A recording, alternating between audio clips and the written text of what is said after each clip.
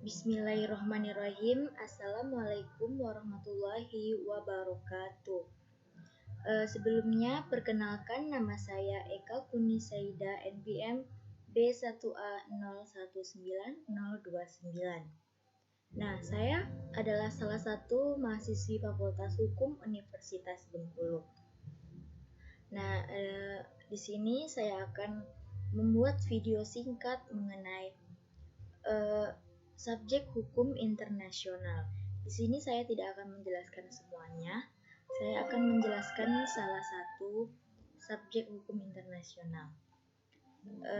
Di sini yang saya akan jelaskan yaitu tentang Vatikan.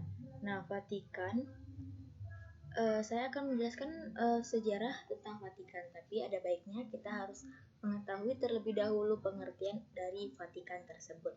Nah, Vatikan ini merupakan suatu negara kecil di dunia yang berbentuk eklesiastik yang diperintah oleh Uskup Roma, yaitu Paus.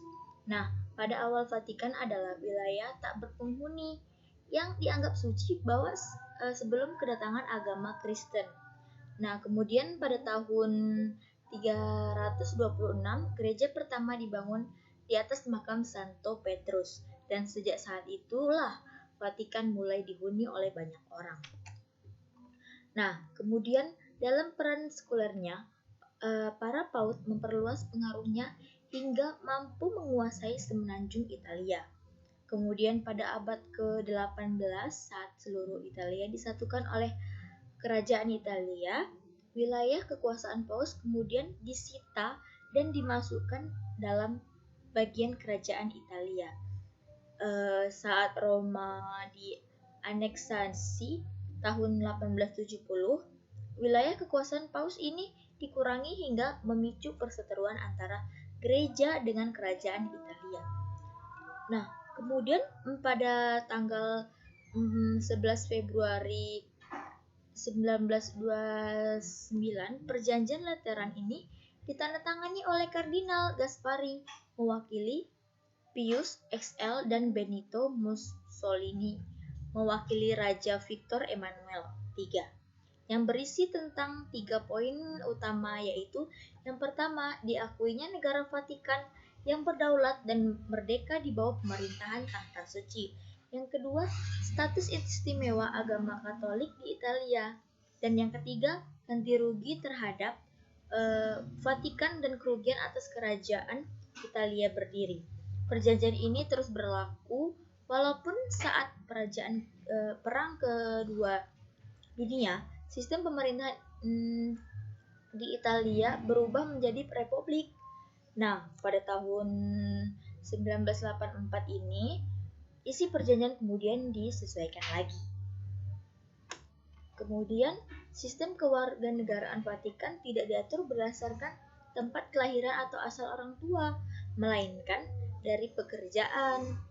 Nah, jika seorang mendapatkan pekerjaan di Vatikan, maka otomatis dia dianggap sebagai warga negara Vatikan. Namun, jika dia berhenti atau dipecat dari pekerjaannya tersebut, status kewarganegaraannya juga akan hilang. Walaupun secara resmi Vatikan adalah sebuah negara, namun tidak ada warganya yang lahir di sini. Semua warga negara Vatikan adalah pendatang dari berbagai penjuru dunia. Nah, kemudian ada hal unik di dalam Vatikan ini, di mana hal unik tersebut yaitu ditetapkannya ke seluruh negara ini sebagai situs warisan dari UNESCO. Mulai dari jalanan, tiang lampu, gereja, hingga kompleks pemukiman, semuanya dan situs warisan yang dilindungi oleh UNESCO.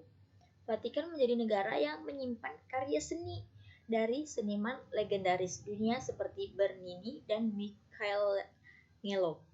Basilika Santo Petrus memiliki kuban dengan lukisan terindah karya seorang legenda Michelangelo.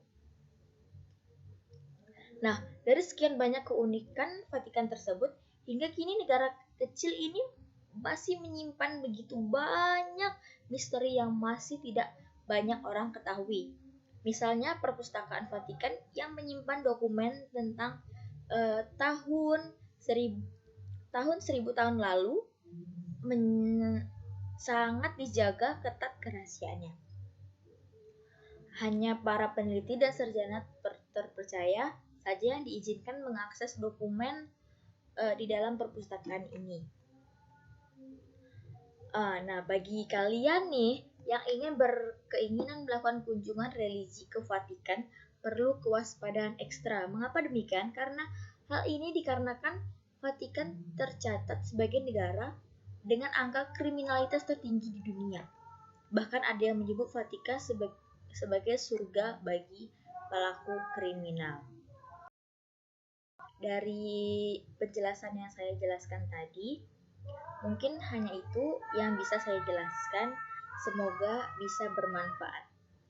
Demikian, wassalamualaikum warahmatullahi wabarakatuh. Terima kasih.